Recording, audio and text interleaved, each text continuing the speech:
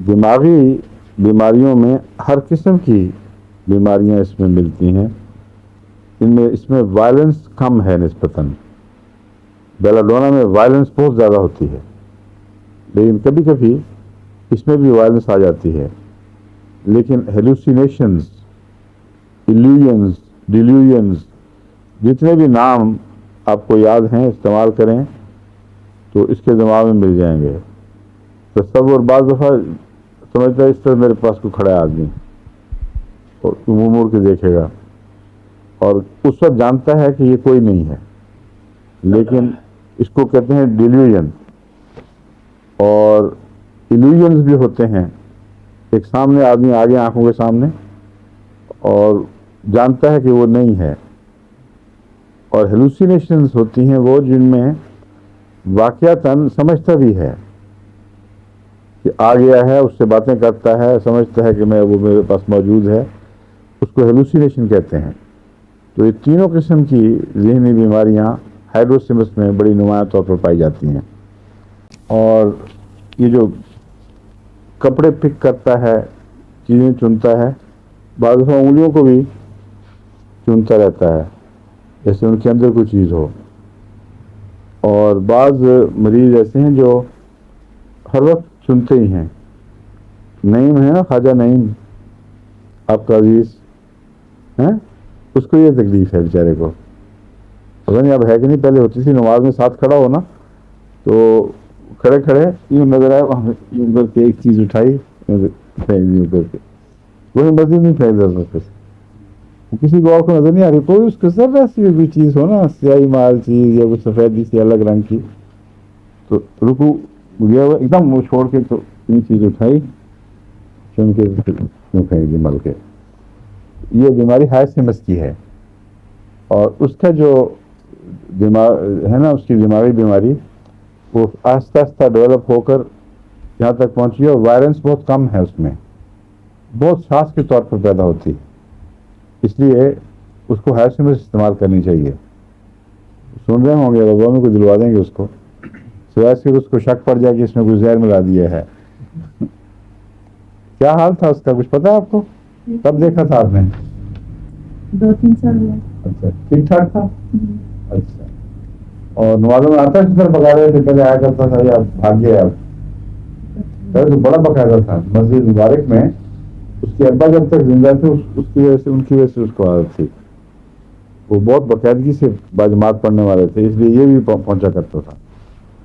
اور بہت دلچسپ چیز تھی. جیسے حضرت ثالث ایک جگہ شادی سے اس کو انعام دے کے شادی سے جو رخصت ہونے لگے تو جھپٹا ان کی موٹر کی طرف. پہلے راستے میں پتہ نہیں کیا ہو گیا، روکنے لگے تو میں کہ نہیں آنے دو. اوپر سے کھٹکھٹایا اور کھلوایا وہ شیشہ. میں کہ کیا بات ہے؟ کہ میں دسنسی میں توڑے ویسے دعا کر رہے ہیں وہاں. یہ ضروری پیغام فوری دینا تھا کہ اس غلط فہمی میں نہ رہے کہ دعا نہیں کر رہا آپ کے لیے، میں دعا کر رہا ہوں. دلچسپ آدمی تھا. اچھا خیر، اب آگے چلتے ہیں. ہائیڈروسیمس کا کیس ہے وہ. ہاں اچھا، کیوں کہتے تھے آپ کام پر چاہیے ویسے ہی اور جب زیادہ لوگ تنگ کرتے تھے تو مارتا بھی تھا ان کو. آپ بچے گئے.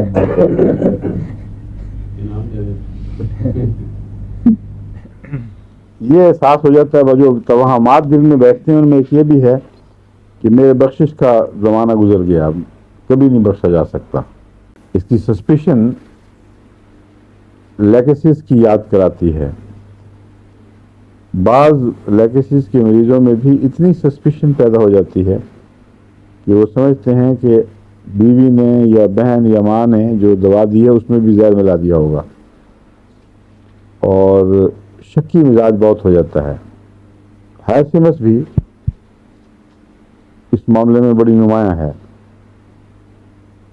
اگر کوئی مریض نہ دوا نہ استعمال کرے اس ڈر کے مارے کہ اس میں کچھ ملا دیا ہوگا تو اس کو یہ دوا ملنی چاہیے.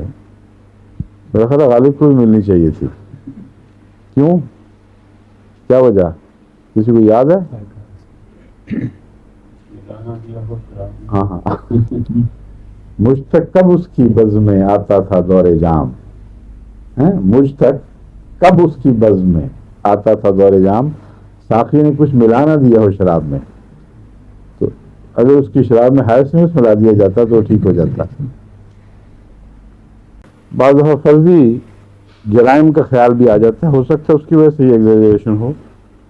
کبھی کہتا ہے کہ میں نے قتل کیا ہوا ہے، میں نے فلاں جرم کیا ہوا ہے، کچھ نہیں کیا ہوتا، بس دماغ میں وہم ہے صرف۔ اور نیند بے ہوشی میں اپنے آپ سے باتیں کرنا، اور پھر بہت تیز چیخ مارنا، یہ جو خود بخود باتیں کرنا ہے، یہ تو بعض دفعہ عام آدمیوں کو بھی عادت ہوتی ہے، بعضوں کو آپس میں باتیں کرتے رہتے ہیں، لیکن اس کی علامت ہے بیماری کی کہ ایکسائٹمنٹ دماغ میں کوئی ہے جو کئی دفعہ اندر کوئی لگتا ہے کوئی جھٹکا لگاتی ہے، کوئی جیسے پروب کر رہا ہے کسی چیز سے، تو اس سے تیز چیخ نکلتی ہے۔